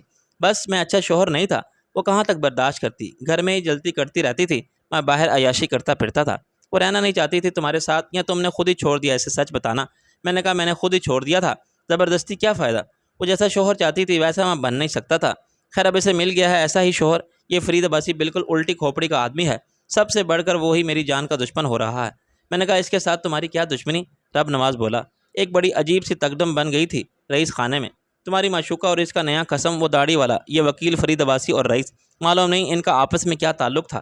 مجھے تو اپنے 3 کروڑ کے مال کی تلاش تھی۔ مجھے شک ہو گیا تھا کہ مال رئیس خانے میں ہی چھپا کے رکھا گیا ہے۔ میں نے بندے پیچھے لگا دیے، مگر وہ تھک ہار کے ناکام لوٹے، کیونکہ رئیس خانے کا ایک راستہ ہے سامنے کی طرف، مگر پیچھے والی گلی میں بھی انہوں نے ایک خفیہ راستہ بنا لیا تھا۔ وہ مکان دیکھنے میں لاوارث اور غیر آباد نظر آتا تھا، مگر اسے وہ چور دروازے کی طرح استعمال کرتے تھے۔ خیر اس کا بھی پتہ چل گیا تھا مجھے۔ میں نے اپنے خاص بندے بھیجے، مگر رئیس کے 2 نوکر بیچ میں آ گئے۔ ایک 4 فٹ کا بونا تھا، نام تھا 30 مار خان، پتہ نہیں اصلی نام تھا یا مذاق میں کہتے تھے، اور ایک عورت تھی 4.25 فٹ کی، بیوی ہوگی اس کی۔ وہ بیچ میں آ گئے اور مارے گئے۔ رئیس نے میرے خلاف کیس بنا دیا، اس کا وکیل بن گیا فرید عباسی، ثبوت اکٹھے کر لیے میرے خلاف اور گواہ بنا لیے۔ میری ضمانت منظور نہیں ہو سکی۔ خیر اپیل کر دی ہے میں نے، میرے وکیلوں نے کچھ نئے نکات اٹھائے ہیں، امید ہے منظور ہو جائے گی، لیکن مجھے تو میری چیز ابھی تک نہیں ملی نا۔ میں نے جانتے بوجھتے بے وقوفی کا سوال کیا، کون سی چیز؟ وہ گرم ہو گیا، وہی 3 کروڑ کی چیز جو تمہاری بے وقوفی سے ان کے ہاتھ لگ گئی ہے۔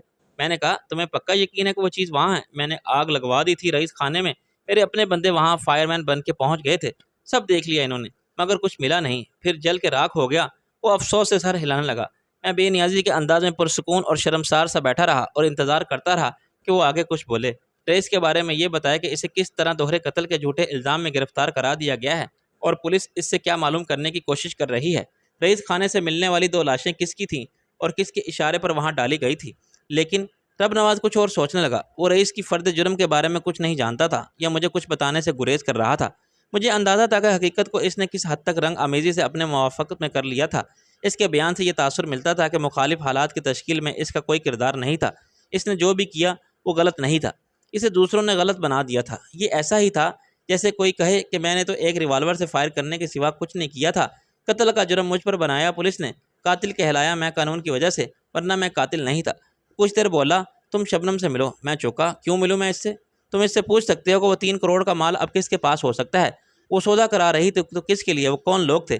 میں نے نفی میں سر ہلایا۔ اول تو یہ میرے پروگرام میں شامل نہیں تھا، شبنم کو میں نے اپنی زندگی سے خارج کر دیا۔ وہ چلانے لگا، تو پھر داخل کر لو یار، یہ 3 کروڑ کا معاملہ ہے، اس کے لیے تم کوشش بھی کرنا نہیں چاہتے، حالانکہ اس نقصان کے ذمہ دار تم ہو۔ کیا حرج ہے اس سے پوچھنے میں؟ وہ بتا سکتی ہے تو صرف تمہیں۔ میں نے کہا خوش فہمی ہے تمہاری۔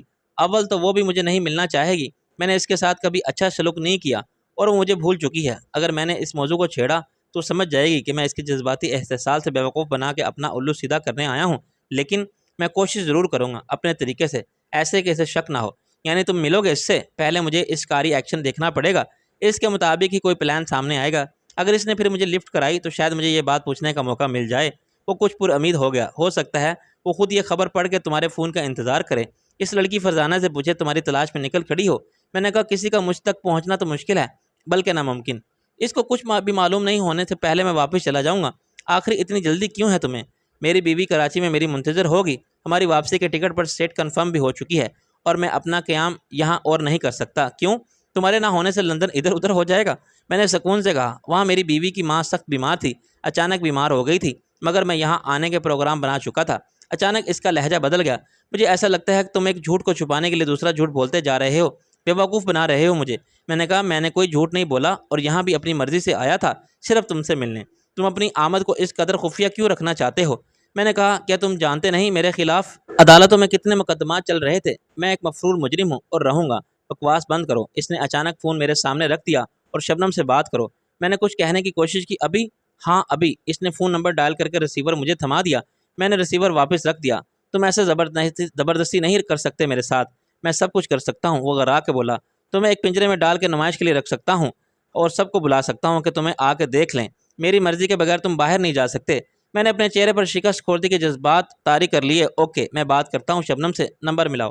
اس نے فاتحانہ مسکراہٹ کے ساتھ مجھے نمبر بتایا۔ یہی نمبر ہے، اسے کیسے بھول سکتے ہو تم؟ میں نے نمبر ملاتے ہوئے اسے کن اکھیوں سے دیکھا، پھر ڈرائنگ روم پر ایک نظر ڈالی۔ اوپر کی منزل کسی نے اونچی آواز میں ڈیک پر ویسٹرن یو پاپ میوزک لگا رکھی تھی۔ نیچے ملکانی کسی نوکر پر ناراض ہو رہی تھی۔ جس بات کا مجھے ڈر تھا وہ ہو گئی تھی۔ اچانک رب نواز کا دماغ گھوم گیا تھا اور میری سلامتی مخدوش ہو گئی تھی۔ اب میرے لیے ملک ہاؤس سے باہر نکلنا بھی آسان نہیں رہا تھا، شاید غیر یقینی ہو گیا تھا۔ یہاں آنے سے پہلے میں یہ بات بھولا نہیں تھا کہ آنا اپنی مرضی سے ہوتا ہے اور جانا دوسرے کی مرضی سے۔ یہ ہو سکتا تھا کہ مجھے دیکھتے ہی رب نواز غصے میں ہوش کھو بیٹھے، اسے ہر پرانی یاد کی تلخی میرے خلاف انتقامی کارروائی پر اکسائے اور میں اپنی کوشش کے باوجود سے اسے اپنے تعاون اور خیر زگالی کے جذبات کا یقین دلانے میں ناکام رہوں۔ اب اسے میرے تعاون کی ضرورت ہی نہ ہو اور ضرورت سے زیادہ خود اعتمادی کا مظاہرہ کرتے ہوئے دشمن کے قلعے میں داخل ہونا خود ایسی موت کا سامنا کرنے کے مترادف ثابت ہے۔ اگر ایسا ہوتا تو پلان نمبر 2 پر عمل کرتا جو میرے ذہن میں مکمل تھا۔ اب اس پر عمل درآمد کا وقت آ گیا تھا۔ رب نواز نے کچھ دیر پہلے کہا تھا کہ میں نے فون پر اپنی آمد کی اطلاع دے کر اچھا کیا تھا۔ وہ کسی فوری غیر متوقع اور شدید نفرت کے رد عمل کا شکار ہو جاتا تو میری صورت دیکھتے ہی مجھے گولی مار دیتا، مگر سوچنے سمجھنے کی مہلت ملی تو اس نے میرا صفائی کا موقف سننے کا فیصلہ کیا۔ لیکن وہ بیوقوف نہیں تھا۔ جیسے اسے شک ہوا کہ میں جھوٹ بول رہا ہوں، اس کا رویہ بدل گیا۔ اب اگر وہ مسلح محافظوں کو بلا لیتا تو میں رب نواز کو ڈھال بناتا اور اطمینان سے مسکراتا ہوا اس کی گاڑی میں باہر نکل جاتا۔ کلاشنکوف کے برسٹ اور توپ کے گولے روکنے کے لیے میری ایک ہی دھمکی کافی ہوتی کہ میرے قریب آنے کی کوشش کا انجام رب نواز کی موت ہوگا۔ میں اس کی گردن توڑ دوں گا۔ اس کے بعد سب بند دروازے کھل جاتے اور مجھے تحفظ کی پوری ضمانت حاصل ہو جاتی۔ لیکن اس کی نوبت نہیں آئی تھی۔ رب نواز کی نیت کا اندازہ کرتے ہی میں نے رخصت ہونے کا فیصلہ کر لیا۔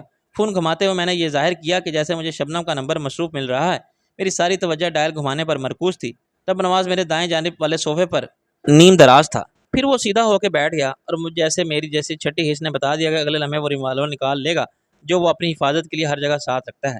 ایک خطرناک دشمن ملاقات کے وقت اپنے گھر میں بھی غیر مسلح ہونے کا رسک کبھی نہ لیتا۔ میں نے ڈائل پر دو کا ہنسا گھماتے گھماتے ایک دم اٹھ کے خود کو رب نواز پر گرا دیا۔ میں ایک پنجے پر گھوم کے اس پر ایسے جا گرا کسی حرکت کرنے کی مہلت بھی نہیں ملی۔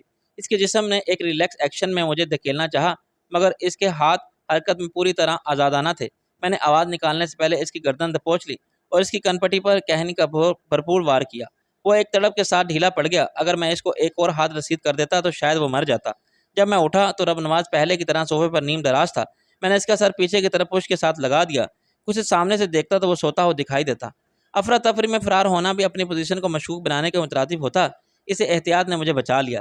میں نے اچانک کھانے کی میز کے پیچھے والے دروازے سے رب نواز کی بیوی کو اندر آتے دیکھا۔ ایک لمحے کے لیے افشائے راز کے خوف نے مجھے شن کر دیا تھا، مگر میری سوچنے کی سمجھنے کی قوت برقرار تھی۔ خود کو سنبھال کے میں نے بے سود پڑے ہوئے رب نواز کو مخاطب کیا، مجھے ذرا واش روم تک جانا ہے۔ مجھے معلوم تھا کہ واش روم کس پردے کے پیچھے ہے۔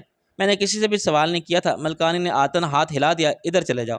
میں صحیح سمت میں قدم پہلے ہی بڑھا چکا تھا، مگر میں نے کہا تھینکس اور پھر پلٹ کے مسکرایا۔ بھابھی جی، کاروباری باتیں کرنے والوں کو جانے کی زیادہ ضرورت ہوتی ہے، اور کچھ تو میں پیتا نہیں اب۔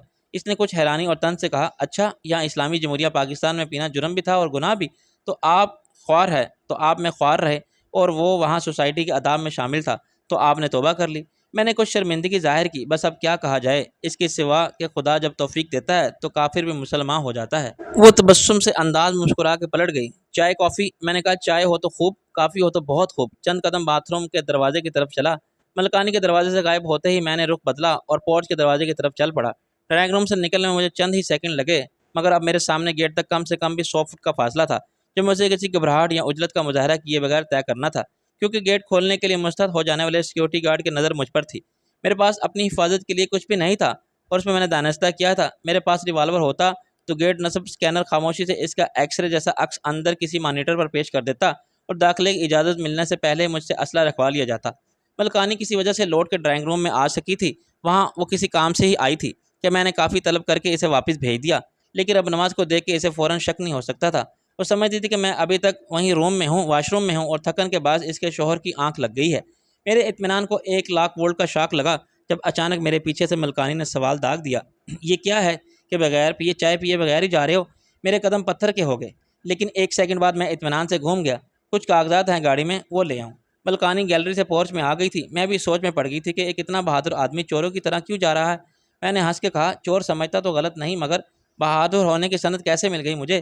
بہادر نہ ہوتے تو ایسے خالی ہاتھ ایک جانی دشمن کے مقابلے آنے کی ہمت کیسے کرتے؟ میں نے کہا، آف کورس رسک لیا تھا میں نے۔ وہ گملوں کے پھولوں کو معائنہ کرتی آہستہ آہستہ میرے ساتھ چلنے لگی۔ کیوں؟ آخر اب کیا ضرورت پڑ گئی تمہیں ملک صاحب کی؟ تم نے تو چھوڑ دیا تھا انہیں۔ میں نے کہا، حالات ہمیشہ ایک سے نہیں رہتے، مجبوری میری تھی۔ تمہارا فون آیا تو مجھے یوں لگا جیسے ملک صاحب کو ہارٹ اٹیک ہو جائے گا۔ ان کا بی پی بہت ہائی رہنے لگا تھا۔ اس کا ذمہ دار صرف میں تو صرف تمہیں نہیں، وہ برہمی سے بولی۔ تم نہیں تو پھر اور کون ہے؟ یہ ساری خرابی تمہاری پیدا کی ہوئی ہے۔ تم نے خود اپنے پیروں پر تو کلہاڑی ماری تھی، ملک رب نواز کی پیٹھ میں بھی خنجر گھونپ دیا تھا۔ مسائل کی اس دلدل میں تم اکیلے نہیں ڈوبے، میں رک گیا کیونکہ گیٹ اب چند قدم دور رہ گیا تھا۔ اگر میں جان بچا کے فرار نہ ہوتا تو مارا جاتا۔ ایک بار تو قسمت نے بچا لیا تھا، میری جگہ پتہ نہیں کون میرا ہم شکل مارا گیا تھا۔ بار بار ایسا نہیں ہو سکتا تھا۔ اس نے ایک گہرا سانس لیا۔ رب نواز میرا شوہر ہے، اس کا دشمن میرا دشمن ہے، ہونا بھی چاہیے، لیکن اس نے میری بات کاٹ دی۔ اگر اسے کچھ ہوا تو تمہیں چھوڑوں گی نہیں۔ یہاں جو کچھ ہوتا رہا ہے اس میں میرا کوئی ہاتھ نہیں تھا۔ میں تو لندن میں تھا اور یہاں میں آیا تھا صرف رب نواز سے ملنے، نیک نیتی کے ساتھ، گزری باتوں کو بھول کے پرانے تعلقات بحال کرنے، میں سارے نقصانات کی تلافی کرنے کے لیے بھی تیار تھا۔ اس کے چہرے کی سختی میں نرمی آ گئی اور اس کا لہجہ بھی بدل گیا۔ پھر کیا رب نواز نہیں مانا؟ میں منا لوں گا اسے۔ میں نے کہا، آئی ایم سوری، میں صرف 2 دن کے لیے آیا تھا، مجھے کل واپس جانا ہے۔ یہاں کسی کو بھی میری آمد کا علم نہیں تھا، لیکن بدقسمتی سے ایک اخبار کی رپورٹر نے مجھے دیکھ لیا تھا۔ اب میں کل نہیں رک سکتا، لیکن یہ ہو سکتا ہے کہ میں کچھ دن بعد پھر آؤں یا ملک مجھ سے لندن میں ملے۔ وہ مایوسی سے بولی، ابھی تو اس کا لندن آنا مشکل ہوگا جب تک اس کی ضمانت منظور نہیں ہو جاتی۔ میں نے کہا، بھابھی، اگر ملک کہیں جانا چاہے تو کیا اسے روک سکتا ہے کوئی؟ معمولی لوگ بھی 2 پاسپورٹ رکھتے ہیں، لیکن اسے قانون کی پاسداری کا اتنا ہی خیال ہے تو وہ ضمانت منظور ہو جانے کے بعد آ جائے۔ ضمانت تو منظور ہو جائے گی نا؟ اس نے سر ہلایا۔ ہاں، امید تو ہے، مگر کیا پتا۔ میں نے کہا، اچھا، میں ذرا کاغذات نکال لوں۔ وہ کچھ تھکے ہوئے قدموں کے ساتھ واپس جانے لگی۔ میری بات نے اس کو تھوڑا سا پر امید کر دیا تھا۔ میں نے گیٹ تک چند قدم کا فاصلہ زیادہ بے خوفی کے ساتھ طے کیا۔ ابھی تک سب ٹھیک تھا۔ اندر جانے کے بعد وہ ملکانی ڈرائنگ روم میں پہنچ کے رب نواز کو سوتا ہوا دیکھ لیتی تو اسے جگانے صورتحال کو سمجھنے میں سے کم بھی 3-4 منٹ لگ جاتے۔ پھر وہ چلا کے احکامات صادر کرتی کہ پکڑو اس حرام کے جنید شاہ عالم کو، تو حکم کے غلاموں کو حرکت میں آنے کے لیے بھی اس سے زیادہ وقت درکار تھا۔ چوکیدار بہت دیر سے اٹینشن کھڑا تھا۔ اس کا ہاتھ سلام کے لیے اٹھا، پھر ایک کھٹکے سے الیکٹرانک لاک والا گیٹ کھل گیا۔ میرا اگلا قدم مجھے رب نواز ہاؤس کی پرخطر دیواروں سے باہر لے جاتا۔ مجھے یقین تھا کہ ٹیکسی باہر موجود ہوگی۔ ابھی تک میں نے اسے کچھ بھی نہیں دیا تھا اور وہ آدھے دن کا کرایہ چھوڑ کے جا ہی نہیں سکتا تھا۔ اچانک اندر سے ایک چیخ ابھری جس نے خاموشی کے وجود کو خنجر کی طرح چیر دیا۔ اندر کے نفسیاتی خوف کی لہر میرے جسم میں سردی کی لہر بن کے دوڑی۔ ایک لمحے کے لیے میرے قدم رکے۔ میں نے چوکیدار کو دیکھا۔ اس کا چہرہ اب سپاٹ نہیں رہا تھا۔ اس کی نگاہیں فکر مندی سے آواز کی سمت میں چلی گئی تھی۔ کسی خادمہ نے چلا کے کہا، ملکانی جی، دیکھو ملک صاحب کو کیا ہو گیا ہے۔ میں نے باہر قدم رکھتے ہی دروازے کو اپنے پیچھے خود بخود لاک ہوتے سنا۔ ٹیکسی کو میں نے خود ہی گیٹ سے کافی فاصلے پر روکا تھا اور وہ بھی ابھی تک وہیں موجود تھی۔ ونڈو اسکرین کے شارپ شیشے کے پیچھے مجھے ٹیکسی کے ڈرائیور کا چہرہ صاف دکھائی دے رہا تھا۔ وہ انتظار کی خوف سے تھک کے سو گیا تھا۔ اچانک مجھے احساس ہوا کہ میرے لیے ٹیکسی تک 40 قدم کی مسافت پل صراط کے سفر کی طرح فیصلہ کن ہو گئی ہے۔ میں دوڑ کے ٹیکسی تک پہنچ جاتا، پھر ڈرائیور کو اٹھانے میں بھی کامیاب رہتا، تب بھی اس کو گاڑی اسٹارٹ کرنے میں وقت لگ جاتا۔ مجھے دوڑ کر آتا دیکھ کے وہ شک میں پڑ جاتا اور میں اس سے مطالبہ کرتا کہ اب میرے ساتھ اپنی جان بچاؤ، بھاگو، تو شاید وہ دن بھر ساتھ دینے کے معاہدے پر لعنت بھیج کے گاڑی سے اتر جاتا یا مجھے اتار دیتا۔ یک لخت مجھے یہ 40 قدم کا فاصلہ طے کرنا خودکشی کے مترادف لگا۔ اپنی حفاظت کے سارے امکانات کو مد نظر رکھنے کے باوجود میری زندگی غیر یقینی ہو گئی تھی اور موت ایک دیوار بن کے میرا راستہ روک رہی تھی۔ لیکن ابھی وقت تھا، میں اس دیوار کو عبور کر سکتا تھا۔ ملکانی کسی بھی لمحے چلا کے چوکیدار کو کہہ سکتی تھی کہ شاہ عالم کو روکو۔ استعال کی کیفیت میں مجھے گولی مار دینے کا حکم بھی دے سکتی تھی، اور چوکیدار کے پاس جو خطرناک مشین گن تھی وہ شاید 200 گز کے فاصلے پر بھی مجھے چھلنی کر سکتی تھی۔ میں نے رب نواز کے ملک ہاؤس کے مقابل بند دروازوں والا ایک منزلہ گھر دیکھا جو رقبے میں کم نہ تھا، مگر اس کی تعمیری رقبہ کم تھا۔ زیادہ حصہ کھلا چھوڑ دیا گیا تھا۔ یہ پرانے طرز کا بنگلہ تھا جس کے در و دیوار خود اپنی خانہ ویرانی کا افسانہ سناتے تھے۔ بیرونی پھاٹک جس کے گیٹ پر بھاری قفل تھا اور برسوں کی دھوپ، بارش اور سردی گرمی نے زنگ کو رنگ پر غالب کر دیا تھا۔ دھندلے اور میلے رنگ کی پیڑیاں جگہ جگہ سے اکھڑ رہی تھیں اور زنگ کی سلطنت وسیع تر ہوتی جا رہی تھی۔ بیرونی دیوار کا حال اس سے بھی بدتر تھا۔ اس پر شوقیہ فنکاروں نے مصوری اور خطاطی کے قابل رشک نمونے پیش کیے تھے۔ فلاں کو پھانسی دو، فلاں کو رہا کرو کے مطالبات کے علاوہ لاوارث نظر آنے والی دیوار پر سنسنی خیز تجدید شباب کی ضمانت یوں دی گئی تھی کہ اسی سال پرانی گاڑی میں 0 میٹر انجن ممکن ہے۔ دوسرا اشتہار کسی عامل کا تھا جس کی گارنٹی کے مطابق اعتمادی نقش سے محبوب آپ کے قدموں میں یوں جیسے نئے حاکم کا حلف جس کے بول سنتے ہی سیاسی لوٹے اس کے قدموں میں آ گرتے ہیں۔ باقی تحریروں کا تعلق ذاتی معاملات سے تھا کہ کون کیا ہے اور کس کی اصل ولدیت کیوں مشکوک ہے۔ میں نے ان پر غور کیے بغیر اور دائیں بائیں دیکھے بغیر سڑک کو ایسے عبور کیا جیسے میرے پیچھے پاگل کتا لگ گیا ہو۔ ایک جس لگا کہ میں نے دیوار کو اوپر سے پکڑا اور اندر کود گیا۔ میری اس جرات رندانہ نے مجھے بچا لیا۔ میں ایک ایسی جگہ گرا جو پہلے کبھی لان ہوگی مگر اب وہاں صرف دھول تھی۔ میں کپڑے جھاڑ کے کھڑا ہی ہوا تھا کہ ملک ہاؤس میں شور مچ گیا۔ 50-60 فٹ کے فاصلے پر ہونے کے باوجود ملکانی شیرنی کی طرح دھاڑنے کی آواز سن سکتا تھا۔ وہ چیخ چیخ کے گارڈ سے کہہ رہی تھی، ایسے کھڑے میری شکل مت دیکھو بیوقوف، جاؤ باہر جا کے اسے تلاش کرو، ابھی وہ زیادہ دور نہیں گیا ہوگا۔ تم بھی جاؤ گاڑی سے کہ کسی سے پوچھو۔ اس کی گاڑی باہر کھڑی تھی، درمیان میں پتلی سی سڑک حائل تھی مگر فاصلہ زیادہ نہیں تھا، چنانچہ میں اس کی آواز صاف سن رہا تھا۔ اپنی حفاظت کی فکر نہ رہی تو میں نے بنگلے کے بند دروازوں کی کھڑکیوں پر نظر ڈالی۔ وہاں ہر چیز سال خوردہ و عدم توجہی شکار اور خستہ حال تھی۔ لکڑی کے دروازوں پر برسوں پہلے جانے والا سفید رنگ پیلا پڑنے کے بعد مٹیالہ ہو گیا تھا۔ کھڑکیوں کے شیشوں پر گرد کی تہ جم گئی تھی۔ اس کے باوجود رنگ وار ٹائنٹڈ شیشوں والی کوالٹی کا اندازہ کیا جا سکتا تھا۔ اگر وہ صاف ہوتے تب بھی باہر سے اندر کا منہ دکھائی نہ دیتا۔ بنگلے کے 2 گیٹ تھے اور دائیں بائیں تقریباً ایک فاصلے پر تھے۔ میں نے سیدھے ہاتھ کی طرف والے گیٹ کا رخ کیا۔ یہ تقریباً ملک ہاؤس کے گیٹ کے سیدھ میں تھا۔ اس کے دونوں پیٹ ایک سے ملے ہوئے تھے کہ بیچ میں کسی جھری باہر جھانکنے کی کوئی گنجائش نہ تھی۔ تلافی کرنے سے مجھے کچھ کے ساتھ نیچے کی طرف آدھے انچ کا ایک سوراخ مل گیا۔ یہاں پہلے الیکٹرانک لاک ویلڈ کر کے لگایا گیا تھا، بعد میں وجہ سے لاک ہٹا لیا گیا ہوگا۔ سوراخ باقی رہ گیا۔ اب فوراً سردیوں کی بھاری کنڈیوں میں بڑے بڑے کھٹکے سے ہو جانے والے قفل پڑ گئے تھے۔ یہ بات مجھے عجیب لگی کہ کہنگی سے اس ماحول جہاں ہر چیز مالکوں کی عدم موجودگی پر اداس اور خوشگوار آتی ہے، وہاں یہ نئے تالے اپنی چمک دمک اور بناوٹ بالکل الگ اور اجنبی لگتے ہیں۔ ان کے مقابلے میں باہر لگائے جانے والے قفل پرانی وجہ کے لیور والے تھے اور عام طور پر علی گڑھ کے تالے کہلاتے تھے۔ اس بات نے بھی حیران کیا تھا کہ باہر سے گیٹ مقفل کرنے کے بعد اندر تالے ڈالنے میں مصلحت یا دانائی کی کیا بات تھی۔ آئے تو میری طرح تھے، کہیں سے بھی دیوار پھاند کے آ سکتا تھا۔ تاہم اس وقت مجھے دور حفاظتی نظام کے غور کرنے کی ضرورت تھی اور نہ فرصت۔ میں نے رکوع کی حالت میں گیٹ کے سوراخ سے آنکھ لگا کے باہر جھانکا۔ جس سے چوکیدار نے چند منٹ پہلے مجھے بڑے ادب سے سلام کیا تھا، وہ اب بڑے قاتلانہ انداز میں مجھے کلاشنکوف اٹھائے ادھر ادھر دیکھ رہا تھا اور اس فوجی کی طرح نظر آتا تھا جو خندق کے مورچے سے باہر آ کے دشمن کو گولیوں سے چھلنی کرنے کے لیے بعد خود بھی جان دینے کا فیصلہ کر چکا ہو۔ سامنے کوئی بھی نہیں تھا مگر وہ کلاشنکوف کو دائیں بائیں گھما رہا تھا اور خود سے پوچھ رہا تھا، کدھر گیا، کہاں گیا، ابھی تو یہیں تھا۔ اس کو پیچھے سے کسی نے دھکا دیا۔ سامنے سے ہٹ چوکیدار لڑکھڑا کے آگے گیا اور کلاشنکوف سمیت سیمنٹ کے ریمپ جیسے چکنے فرش پر گر گیا، لیکن فوراً سنبھل کر کھڑا ہو گیا۔ اس نے دھکا دینے والے کو خود خونی نظروں سے گھورا۔ پاگل دے پتر، اندھا ہے کیا؟ دھکا دینے والا گرایا، تیرا کام ہے چوکیداری کرنا، کتے بھونک مت اور گیٹ کھول، گاڑی نکالنی ہے۔ پھر تیسرا شخص برآمد ہوا اور اس نے عقابی نظروں سے سڑک پر دائیں بائیں دیکھا۔ تب نواز سارے ملازم طویل قامت اور مضبوط جسم والے اور کسی حد تک بد شکل تھے۔ اس میں کچھ قصور ان کی موروثی جہالت کا تھا۔ تعلیم اور تہذیب سے چہرے اور انداز اتوار میں جو نرمی اور انکساری آ جاتی ہے وہ اس سے محروم تھے۔ کچھ قصور ان کے اعمال کا تھا جن کا عکس ان کی صورتوں پر بدصورتی بن کر نظر آتا تھا، لیکن اصل وجہ ان کی فطری جسمانی ساخت اور نسلی صفات تھی۔ شاید ان کا تعلق میاں والی جیسے کسی علاقے سے تھا جہاں ایسے ہی دراز کا سخت جان مضبوط اور جسم و جارحانہ تیور والے جوان نظر آتے تھے۔ لمبے تیل سے چمکتے بالوں کے پٹے اور نکیلی مونچھیں پال کے وہ چہرے سے بھی خطرناک نظر آنے لگتے تھے۔ چوکیدار نے گیٹ کھولا اور میں نے چھوٹی گاڑی کو باہر آتا دیکھا۔ ایک آدمی ڈرائیور کے ساتھ بیٹھ گیا۔ یہ سرخ رنگ کی آلٹو وہی تھی جو رب نواز نے شبنم کی گاڑی چوری ہو جانے کے بعد استعمال کے لیے پیش کر کے اپنے فراق دلی کا ثبوت دیا تھا۔ اس میں مسلسل سگنل نشر کرنے والا ایک آلہ نصب کرنے کا مقصد شبنم کے ٹھکانے کا سراغ لگانا تھا، لیکن خوبی قسمت سے رب نواز کی یہ اسکیم فیل ہو گئی تھی۔ ہم نے اس آلے کا سراغ لگا کے اسے ناکارہ بنا دیا تھا۔ گاڑی گلی کے ایک سمت میں تیزی سے گئی۔ ڈرائیور نے جلد نظروں سے اور اس کے ساتھ بیٹھے ہوئے شخص نے ہر گلی میں مجھے تلاش کیا ہوگا اور ان سب لوگوں سے معلومات حاصل کرنے کی کوشش کی ہوگی جو اس وقت وہاں موجود تھے یا وہاں سے گزر رہے تھے، لیکن گیٹ کے سراغ سے میں آخر تک نہیں دیکھ سکتا تھا۔ میرے سامنے ملک ہاؤس کا گیٹ پھر بند ہو چکا تھا۔ چوکیدار نے تلاش کے کام کو اپنے ذمہ داری کے دائرے سے باہر سمجھتے ہوئے خود کو اندر تک محدود کر لیا تھا۔ اب مجھے یہاں سے نکلنے کی فکر ہوئی۔ یہاں میں زیادہ دیر چھپا نہیں رہ سکتا تھا۔ ابھی تک ٹیکسی ڈرائیور مطمئن تھا کہ میں اس کی نظروں کے سامنے ملک ہاؤس میں داخل ہوا تھا اور اس نے مجھے باہر آتے نہیں دیکھا تھا۔ وہ کچھ دیر اور اسی جگہ میری واپسی کا انتظار کر سکتا تھا، مگر اس انتظار کی ایک حد تھی۔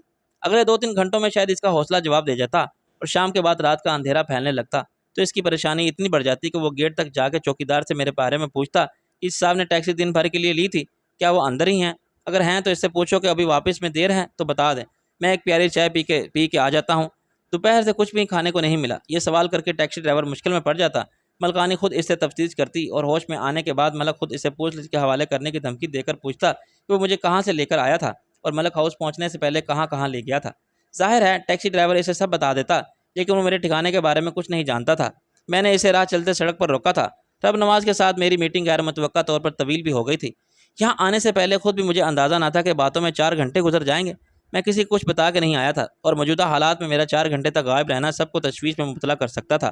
صرف فرید عباسی کو معلوم تھا کہ میرا قیام کہاں ہے، مگر وہاں ہوٹل کی انتظامیہ میری خواہش کے احترام میں مکمل رازداری کے برتنے کی پابند تھی۔ یہ ہو سکتا تھا کہ ان 4 گھنٹوں میں رئیس کا سراغ مل گیا ہو، یا فرید عباسی اور شبنم کی کوشش سے پولیس نے اسے برآمد کر لیا ہو۔ یہ میری ذمہ داری تھی کہ ان سے رابطے میں رہوں۔ اب میں جلد از جلد یہاں سے نکلنا چاہتا ہوں۔